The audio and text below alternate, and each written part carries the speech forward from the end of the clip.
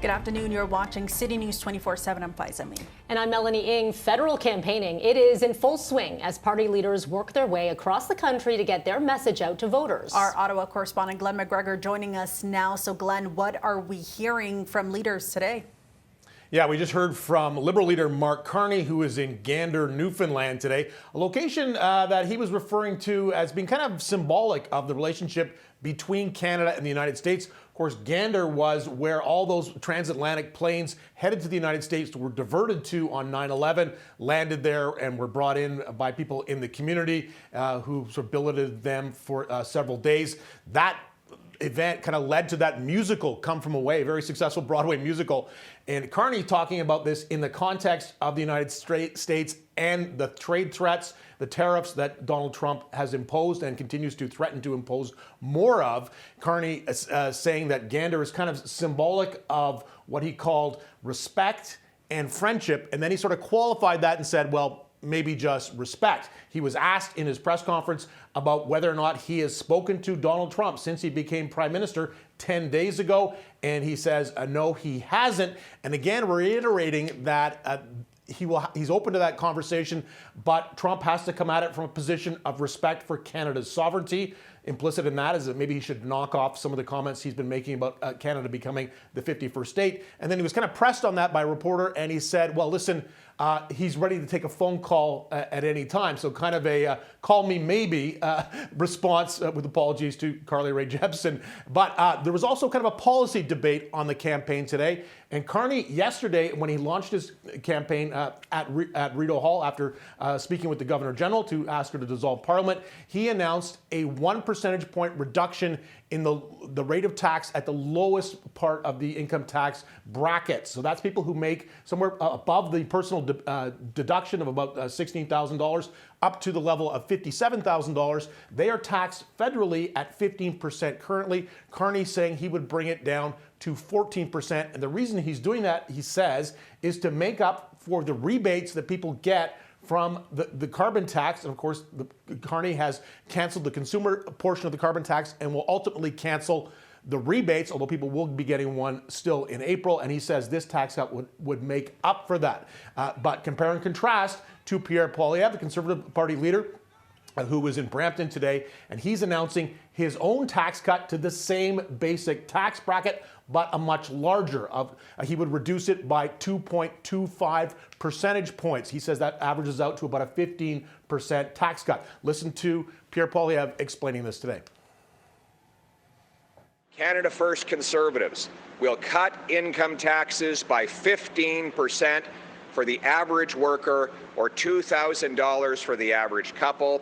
This is a tax cut for seniors who are drawing their pension or retirement income. They will pay, on average, 15% less.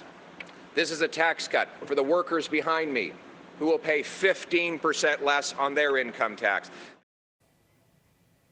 So one caveat there is Poilievre's campaign saying this tax cut will be phased in over a couple of years, wouldn't fully take effect until 2027.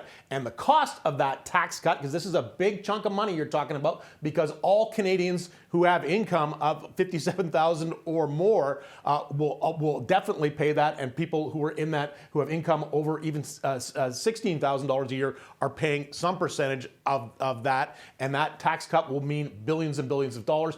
$14 billion by one calculation is what it would cost the federal government in lost tax revenues. Mark Carney really, in that press conference we just heard from in Gander, Newfoundland, really going after that, saying that he doesn't, the government would not have the fiscal headroom to afford that without making cuts. And he warns that Poilievre would cut the $10 a day national daycare program that is being phased in, also the national dental care program, and also pharmacare, and potentially as well foreign aid. We haven't really heard from Poilievre on the campaign trail about what he would actually do to cut those taxes. He says it would be by making the government more efficient. That's something that Carney also says he would do to fund his slightly lower tax cut. Now let's talk about the NDP. Jagmeet Singh was in Montreal today in a riding called La Salle-Émard.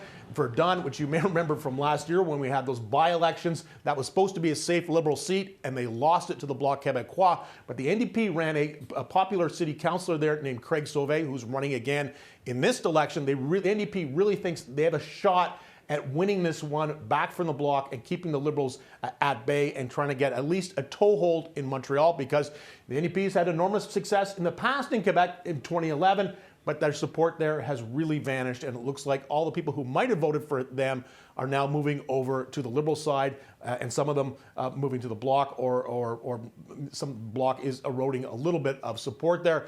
Ben Singh will be heading to the GTA tonight. But in Montreal, his big policy announcement was on affordable housing. His plan to use federal lands to build affordable housing for younger families and for seniors. But he contrasts it with the other parties because he says all this excess federal land should be retained by the federal government. They should be the owners still, whereas the other parties would favor selling it and turning it over to developers, possibly with conditions on what kind of housing they can build. So we got, right away, Mel Faiza, first day, we've got some good policy debates going on, which is, I think, a nice change from rather than just candidates knocking each other's personally. So we've got a debate over income tax cuts, we've got a debate over housing, and of course, we're only on day one, so just getting started. All right, 5 weeks to go. Our Glen McGregor in Ottawa. Glen, thank you so much. Thanks.